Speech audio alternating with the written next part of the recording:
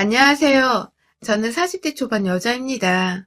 저는 참 다양하고도 변화무쌍한 인생에서 당차게 살아온 사람이에요. 젊었을 적에는 승무원으로 일을 했었고, 남편을 만나 결혼하는 몸이 힘들다고 승무원 일을 그만두게 된 이후로는 일반 직장에서 사무직으로 일을 하면서 오랫동안 남편과는 맞벌이로 지냈습니다.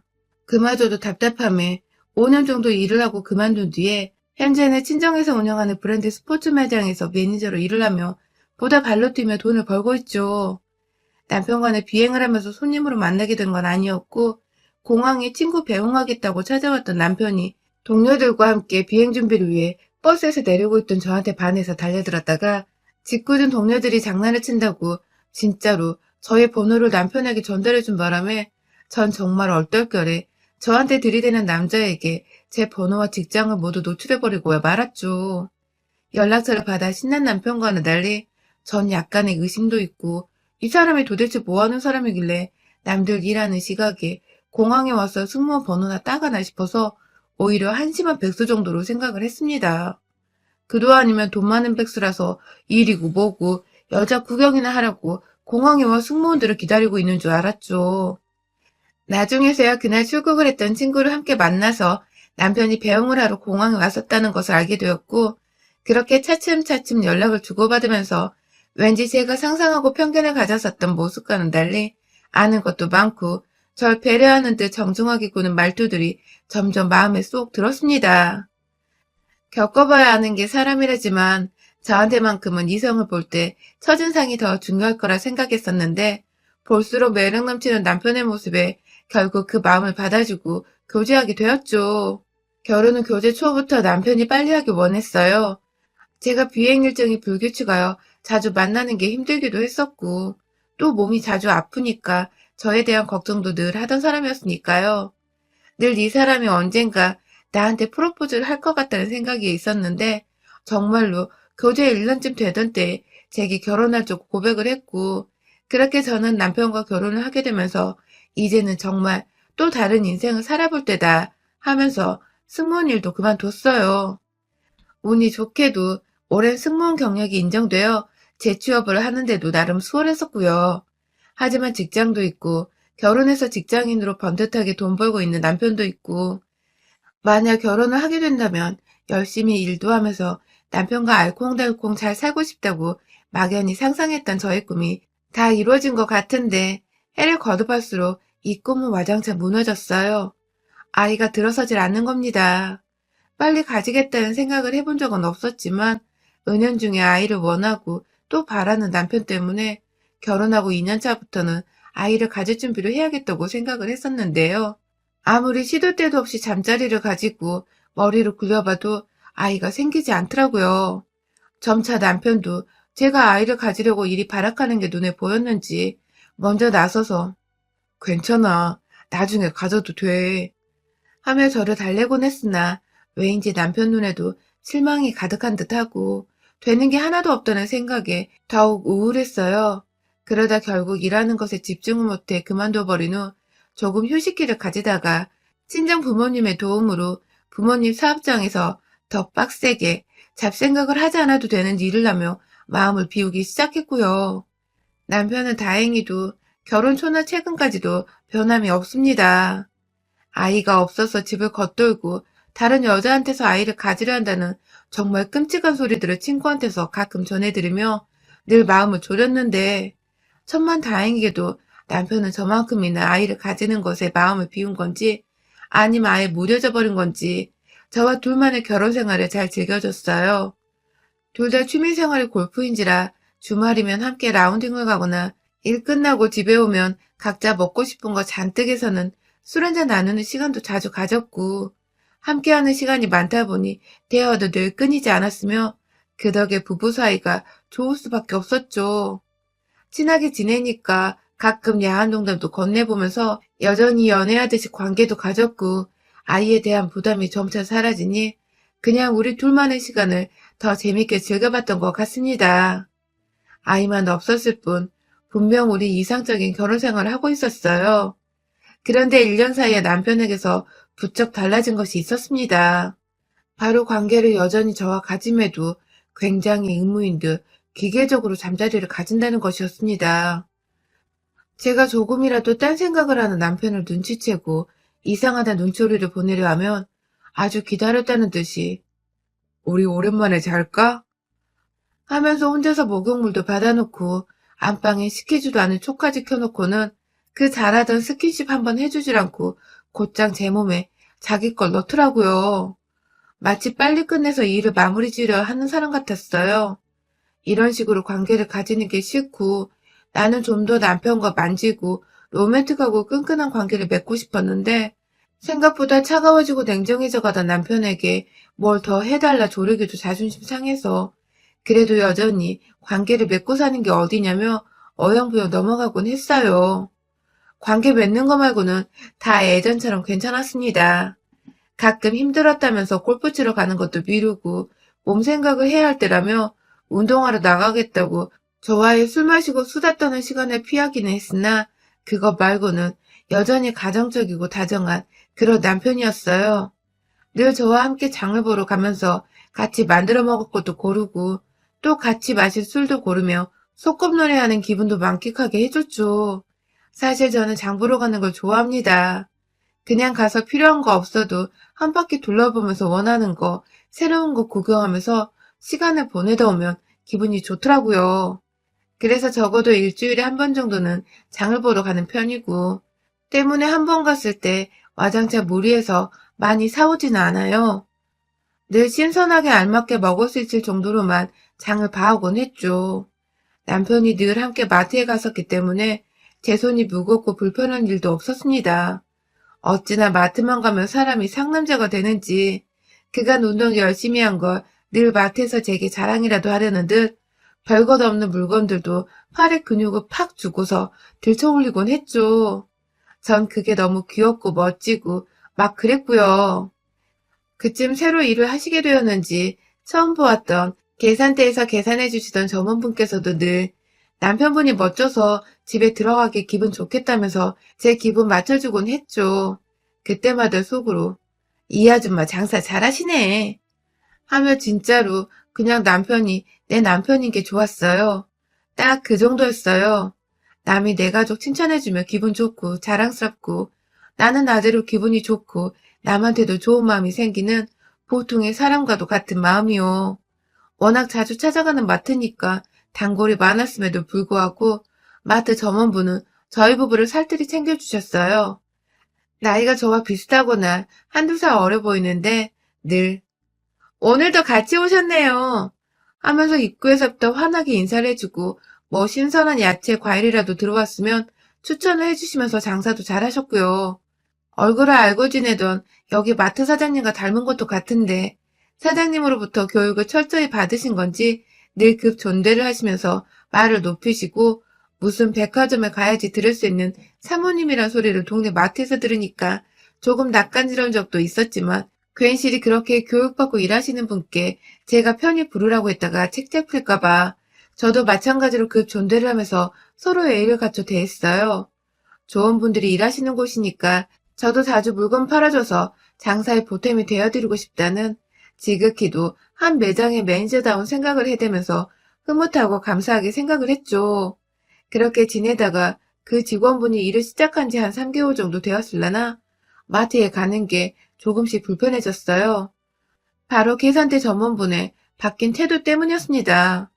그 사이 일이 지쳐버리신 건지 아니면 사장이랑 무슨 트러블이라도 있었던 건지 예전처럼 제가 남편과 매장에 들어가도 눈이 딱 마주쳤음에도 불구하고 가벼운 미소를 지어 보인 채 형식적으로 안녕하세요 하며 인사를 건네기 시작하는데 왠지 제가 남편의 직장 동료와 인사를 나누는 듯이 불편하고 뭔가 어려운 것이 예전과는 기분이 확실히 달라졌죠.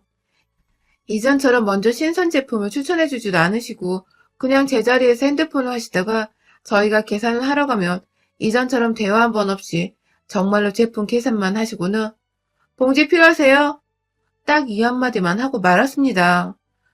남편에게 저 언니 뭔가 달라진 것 같아. 우리가 실수한 게 있나? 하면서 말도 꺼내봤는데 남편조차도 그러게 좀 차가워졌네 라고 말하곤 했었죠. 그러다 또 3개월 정도가 지나가는 동안은 상태가 더 심해졌어요. 워낙 남편과 얘기를 하면서 장을 보는 터라 한 코너 한 코너씩 다 돌면서 이번 주에 먹고 싶은 것들을 사고 있는데 뒤에서 직원이 급기야 저희를 찾아와서는 그렇게 수다 떨고 따지고 들다가 언제 장을 다 보세요? 하면서 빨리 사고 나가라는 듯 말을 하는데 정말 황당하고 처음으로 화도 났었습니다. 잘 못 지내는 건 뭐 일이 힘드셔서 더 이상 친절하지 못하신 걸 수도 있다고 생각을 하며 이해하고 넘어가려 했는데 물건 고르고 있는 손님한테 찾아와서 빨리 장 보라는 식으로 말을 하는 건 분명 잘못된 것이라고 생각했어요. 저도 매장에서 일을 하며 옷 고르는 손님 상대하는 직업이었다 보니 이건 그냥 넘어갈 수가 없는 문제라 생각했습니다. 그런데 또 너무 웃긴 건요. 이 직원이 저희 부부한테만 그런 식으로 쌀쌀하게 군다는 것이었어요. 지나가는 다른 손님한테는 어머, 아이가 저번 주보다 더 큰 것 같아요. 하는 단골 손님용 멘트부터 이번 주는 감자보다 고구마가 더 맛있을 거예요. 하며 제품 추천을 해준다거나 사장님 편하게 둘러보세요. 하는 여유 있는 자세까지 이제 보니 쌀쌀맞게 굴고 미운 털 박힌 건 딱 저희 부부뿐이더군요. 제가 아무리 불평을 해도 남편은 일이 힘들겠지 라고 조언을 이해부터 하려 하거나 오버하지 마 하면서 절 제지하려고만 하고 오히려 그런 남편 모습에 더 서운함을 크게 느꼈던 것 같습니다. 안 그래도 의무적이게 구는 잠자리 스킬에 뭔가 남편이 여자가 생긴 건 아닐까 싶기도 하고 괜시리 의심과 오해의 꼬리를 물 것만 같은 상황을 어떻게든 만들지 않으려고 노력하는 중이었는데 남편이 제 편을 안 들어주니 섭섭한 마음이 커져서는 슬슬 열이 받았죠. 그쯤부터 진짜로 바람이라도 피우고 있으면 내 손에 다 죽었다는 생각을 곱씹었던 것 같아요. 그러다가 결국 제대로 뒤통수를 얻어맞아 버리고 말았습니다. 제가 마지막으로 장을 보러 갔던 지난 10월, 점원은 급기야 인사를 하지도 않은 채 저와 눈이 딱 마주쳐서는 흘기며 피하더라고요. 그쯤 되니 싸우자는 건가 싶어서 저도 입구에 딱 서서 지금 나랑 눈 마주치지 않았어요? 하면서 되물었고 점원은 늘 당하기만 하다가 제가 되물어보며 화를 내려고 하니 당황했는지 아, 네, 안녕하세요. 하며 억지로 인사를 하더군요. 나 이거 사장한테 말해서 점원에 대해 컴플레인이라도 걸어야 하나 하며 태어난 처음으로 진상짓 제대로 해주겠다 벼르고 있었는데 동네 친구를 마트에서 마주친 바람에 생각을 접었어요. 아니나 다를까 마트 직원은 제 친구에게 세상 상냥하고 저한테는 제가 또 뭐라 할까봐 마지못해 억지 웃음을 지으며 물건을 봉투에 담아주는데 마트에서 나서는 순간까지 저는 조모니 제 뒤통수를 노려보고 있는 것을 눈치챘으나 모른 척 할 수밖에 없었어요. 꼬투리를 잡자니 멀쩡히 장보러 와서 같은 동네 주민들이 여럿 보이는데 소란을 피워 소문이라도 이상하게 날까 겁이 났거든요. 그래서 더러워 피하겠다며 한동안 그곳으로 장을 보러 안 가고 괜시리 차까지 끌고서 다른 동네 이마트까지 가서 한 달치 정도의 장을 한꺼번에 보곤 했어요. 그러다가 지난 12월, 소금이 뚝 떨어졌는데 이거 하나 사겠다고 옆 동네 마트까지 차를 끌고 갈 수도 없고 남편은 요 근래 계속해서 일이 바쁜지 집에 9시가 되어서는 들어오길래 저 혼자서라도 밥을 차려 먹고 있었는데 소금도 없이 먹자니 맛없는 밥 먹는 제 자신이 너무 초라해 보이기도 하고 그렇다고 편의점에서 비싸게 주고 조그만 거 사올 수도 없고 점은 보기 싫어서 가지 않았던 마트를 그쯤 되니 내가 왜 손님인데 피해야 하나 싶어서 정말 오랜만에 찾아갔죠. 그런데 역시나 제 얼굴을 알아본 직원 언니, 아니 그녀는 어머 진짜로 오랜만이다 하면서 이젠 귀엽고 말을 놓더라고요. 세상 환하게 기분 나쁜 표정으로 웃기만 하다가 다른 손님을 보면 자연스럽게 그 미소를 기분 좋은 표정으로 바꿔오는 점원은 세상 고단수였습니다. 기분을 또 잡쳤다면서 울며 겨자 먹기로 비닐에 든 소금팩 하나 딱 사고는 마트를 빨리 나서려 하는데 직원이 마지막으로 말을 했어요. 남편분은 같이 안 오세요? 보고 싶네. 라고 말이죠. 왜 내 남편을 당신이 보고 싶어 하냐고 순간 입에서 뭐라 말이 튀어나오려는 걸 너무 기가 차니까 그냥 참나. 한숨을 쉬며 찌찌거리고 마트로 나왔어요. 속에서는 뒤늦게 할 말도 제대로 못하고 지나쳤다며 열불이 뻗치는데 이미 마트로 나왔고 도로 들어가는 것은 대놓고 싸우자는 뜻이고 참 제 자신이 등신 같고 모질이 같더라고요. 열이 식지 않아서 집으로 돌아가다 말고 마트가 보이는 쪽에 위치한 벤치에 앉아 열을 식혔어요. 아파트 단지 바로 밖이라 그런지 마트로 손님들이 꾸준히 들어가더라고요. 왜 저런 마트가 장사는 잘 되고 지랄인가 싶어서 열이 식으려다가도 올라가고 아휴 정말 짜증이나 짜증은 다 나고 있는데 그때 제 눈을 의심했어요.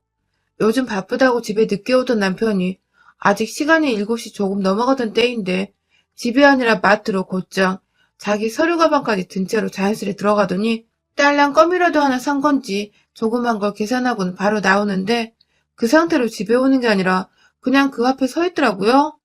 저 사람이 왜 마트 앞에 저러고 있는 건가 싶어 자리에서 일어나 남편한테 가려는데 그만 제 손에 있던 소금 봉지를 너무 꽉 쥐어잡은 바람에 구멍을 내고야 말았네요. 아니 글쎄 마트 입구에서 좀 구석진 곳에 서서 누군가를 기다린 듯 했던 남편이 활짝 웃으면서 맞이한 건 바로 그 싸가지 없던 마트 점원이었던 것입니다. 마트 앞과 아파트 길목으로만 가로등과 상점 조명이 집중되어 있어서 그 주변으로는 살짝 어두웠는데요. 그걸 노리고선 두 사람이 어두운 골목길을 따라 자연스레 팔짱을 끼고 걸어가더라고요. 순간 본능적으로 두 사람이 뒤를 쫓았습니다. 가는 내내 지난 수개월 동안 제가 마트에서 점원한테 당했던 모욕들과 수치스러운 말들이 다 이해가 가기 시작했습니다. 왜 그리 나한테 갑자기 쌀벌하게 굴고 남의 남편을 왜 지가 찾아대든지 이해할 수 없었는데 하나도 이해가 가기 시작했죠. 언제부터 두 년놈들이 바람을 피워왔는지는 알 수 없었지만 대충 직원의 태도가 변했던 때와 남편이 의무적으로 저와 관계를 가지기 시작했던 때를 유추해보니 얼핏 시기를 알 것도 같았습니다. 지나고 보니 너무 대놓고 티가 났던지라 더 빡이 쳤어요. 이것들이 얼마나 날 만만하게 봤으면 그 지랄을 떨어가면서 뒤에선 스릴을 즐겼을까 싶어 당장이라도 몽둥이를 들고 가 쳐 죽여버리고 싶었습니다. 그런데요, 너무 웃긴 게 두 사람을 따라간다고 따라갔는데 그게 채 1분도 걸리지 않았던 것 같아요. 두 사람이 함께 뻔뻔하게 팔짱을 끼고 찾아간 곳은 다름 아닌 마트가 위치한 2층짜리 건물 아니었습니다. 그러니까 두 사람은 마트 밖에서 만나서는 몇 초도 걸리지 않는 골목 바로 뒤에 건물 입구로 들어가 버린 것입니다. 여긴 얼핏 듣기로 마트 사장 건물이라고 했던 것 같은데 이제 보니 마트 점원의 정체도 대략 알겠더라고요. 바로 사장님의 자식이었던 것이죠. 건물 천장에 불도 제대로 들어오지 않는 오래된 곳 안에 아예 자기 자취방만을 차려놓은 건지 건물 내에서 남의 의식 전혀 안 하고 콧소리로 오빠 하는 콧소리를 내며 앵기던 그년과 그게 좋다고 해벌레 웃으며 걸어 올라가던 두 사람은 바로 뒤에서 제가 따라오고 있다는 건 전혀 눈치채지 못한 채 2층에 멈춰서는 문을 따기 시작했어요. 두 사람이 내는 소리 덕분에 저는 도둑년처럼 두 사람은 따라갈 필요도 없었고 바로 뒤에 바짝부터 따라 올라갔다가 두 사람이 벌써 흥분을 하는 바람에 비밀번호를 누르면서 손으로 몸을 더듬다 안으로 들어가는 틈을 타 살며시 문끝을 잡았습니다. 급하게 손에 계속 쥐고 있던 소금 봉지를 문 앞에 대고는 언제 안으로 쳐들어갈지만 기다렸죠. 두 사람은 문이 제대로 닫히지도 않은 것도 눈치채지를 못한 채 오빠, 하루 종일 오빠만 기다렸어. 하면서 어딘가로 철퍽 누워버리는 여자의 몸 위에 남편이 따라 올라타는 실루엣이 들여다보였고 아래층 마트에서 비춰주는 조명빛만이 그 공간을 가득 메웠어요. 한두 번 잔 게 아닌지 서로 끈짝이 잘 맞아서 여자는 제 남편의 손에 의해 옷이 벗겨지고는 이내 그 손을 자신에게 가져다 댔습니다. 남편은 거기에 미쳐버리겠는지 하는 아찔한 신음소리를 내면서 저질스러운 말을 아무렇지 않게 뱉어냈죠. 저하고 잘 때는 무슨 로봇인 마냥 하는 게 전부였으면서 저 여자한테는 스킨십도 해주고 최근 1년간 듣지 못했던 신음소리를 정신이 나가버릴 듯이 내뱉는 남편의 모습에 전 얼굴도 모르는 하늘의 조상들을 욕하며 저딴 인간을 배우자로 두고 살았는데 여태 몰랐던 것에 대해 울분을 토했습니다. 그리고는 이내 제 주머니 속에 핸드폰을 꺼내들어 무작정 동영상부터 촬영을 했고 그것도 분이 안 풀려 벽에다가 카메라가 둔 연놈들을 향하게 세워놓고는 마구잡이로 엉켜있던 연놈들의 소리를 뚫고 문 앞에 세워둔 소금을 들어올렸어요. 그 바람에 뒤늦게 문이 스르륵 닫혀버렸고 갑자기 나는 문소리를 들은 건지 남편은 급 뒤로 돌아봤으나 그는 아무것도 보지 못했는지 얼굴을 돌리는 순간 제가 그 인간 눈두덩이를 향해 제 손으로 뜯어버린 소금 봉지를 확 부어버렸습니다. 집 바로 앞에서 남편이란 놈이 딴 여자랑 이렇게도 소름 끼치도록 이중생활을 하면서 뒹굴고 다닌 것도 모르고 세상 편하게 장이나 보고 소금을 여기서 살까 말까 하는 속 편한 고민이나 하고 있었던 제 자신이 후회되는 건 둘째치고 옷매장 운영하는 장인딸에 이어서 마트 사장인 딸까지 장사하는 집들 딸이 이상형이 듯한 남편에게 드는 배신감이 이루 말할 수 없어 당장이 현관 쪽으로 달려가 전등부터 켜고는 아직도 눈 따갑다고 쾌성을 질러대고 있는 남편의 머리통을 두 년놈들이 뒹굴던 침대 위에 있던 베개로 하염없이 내리쳤네요. 그 와중에 옷 챙겨 입겠다고 침대 밖으로 나가려는 점원년을 이날만을 기다렸다는 자세로 발로 등짝을 한번 내리차버리고는 그 사이 둘러본 집안에 있던 조그만 간이 부엌 벽면의 가위를 들고 와선 네가 그간 내 남편 후려쳐서 날 우습게 봤던 거구나? 라는 말을 꺼내며 놀라서 뒷걸음질 치는 그년의 머리카락을 싹도 잘라버렸습니다. 그리고는 그 머리칼을 네 년이 나한테 한 짓이 얼마나 큰 실수였는지 알게 해줄게 하면서 그년의 주둥이를 벌려 입안에 억지로 다 넣어버렸어요. 어디 첨년주제 조광질주한테 말을 걸 생각을 했니? 하면서 잡을 머리카락이 없자 그년의 귓볼이며 멱살, 제 손에 잡히는 살이란 살은 다 뜯어 꼬집어대면서 내 눈에 한 번만 더 보이면 여기 아파트에 네 년이 한 짓을 다 고발해버리겠다고 하니 울면서 그만하란 말만 반복하더라고요. 아프긴 진짜 아팠겠죠. 제가 내일 때문에 손톱을 뾰족하게 붙이고 다녔는데 거기에 지 살이 꼬집혔으니 말입니다. 아무튼 그 지랄을 한 30분 내내 떨어주고는 깔끔하게 현관문 앞에 세워둔 핸드폰까지 챙겨서는 나왔습니다. 물론 눈을 씻어내다가 제가 핸드폰으로 촬영을 하고 있었다는 것을 알아챈 남편은 뒤늦게 옷을 입고서 절 따라 나오려고 했으나 집으로 달려가 문을 아예 잠궈버리는 바람에 남편은 집 안으로 들어오지 못했고 사람들이 볼까봐 소란도 피우지 못한 채 도로 어디론가 사라졌어요. 다음날 저는 출근하는 길에 매장을 부모님께 부탁한 뒤 곧장 핸드폰 속 영상을 챙겨 변호사 사무실을 찾아갔고 소송 준비하고서 집으로 돌아오는 길에 혹시나 싶어 마트를 찾아갔는데 역시나 그녀는 안 보이더군요. 평소 같았으면 일을 하고 있는 시간이었을 텐데 말이죠. 하지만 저는 약속을 지키지 않았습니다. 그런 년과의 약속을 지킬 필요가 없죠. 그년 대신 일하고 있던 사장님께 오랜만에 본다는 인사와 더불어 핸드폰 속 자기 자식과 내 남편이 관계하는 영상을 보여줬고 이혼 소송하며 명예훼손을 각오한 채 아파트에 죄다 동영상을 뿌리겠다고 하니 사장님은 주변에 손님들이 보고 있는 와중에도 아랑곳 않고 제 앞에서 무릎을 꿇으시더라고요. 잘못했다고, 장사도 못한다고, 그러니 제발 봐달라고 말이죠. 하지만 저는 사장님의 모습에 그저 알겠다고 사과를 받아들일 수 없었습니다. 상간녀한테 무조건 위자료 그 이상의 벌을 받게 하고 싶었거든요. 그날부터 저는 영상을 가지고 남편도 협박하고 상간녀의 부모도 협박한 덕에 남편과는 위자료를 받고서 이혼을 했습니다. 절대로 시부모님께 알리지 않는 조건으로, 영상을 보여주지 않는 조건으로 집 살 때 남편이 저보다 30% 더 돈을 내고 구매를 했음에도 정확히 처음 구매했던 가격의 절반과 그 이후 집값이 오른 시세만큼도 다 저에게 줬고요. 상간녀의 경우 매일같이 제가 그 마트에 출근 도장을 찍으며 상간녀가 출근을 하고 있나 안 하고 있나 확인했더니 한 달도 안 되어 그 부모가 급하게 마트를 처분하고 건물까지 팔아서는 이사를 가버렸더라고요. 물론 상간녀 소송에서 진 바람에 제게 위자료를 물어야 했는데 그 부모가 떠나는 길에 저한테 영상을 묻어달라는 조건으로 위자료와 더불어 또 돈을 5천만 원 더 주어진 덕에 제가 졸지에 돈 연놈도 덧보며 알부자가 되었습니다. 이렇게 보니 솔직히 이제는 남편이나 그년이나 둘이서 계속 만나서 연애를 하던 말던 아무 신경이 안 쓰이더라고요. 오히려 완전히 싱글로 돌아와서는 혼자 살만한 크기의 작은 오피스텔도 구했고 부모님 매장에서 일하며 직업도 있고 돈도 있고 집도 있고 차도 있고 이제 새로운 저를 화끈하게 만들어줄 남자만 만나면 되겠다고 생각을 하니 앞날이 벌써부터 기대만 만땅입니다. 너무 홀가분하고 솔직히 복수도 제 손으로 제대로 했기에 너무 짜릿하네요. 여러분의 생각은 댓글로 남겨주세요. 오늘도 시청해주셔서 정말 감사합니다.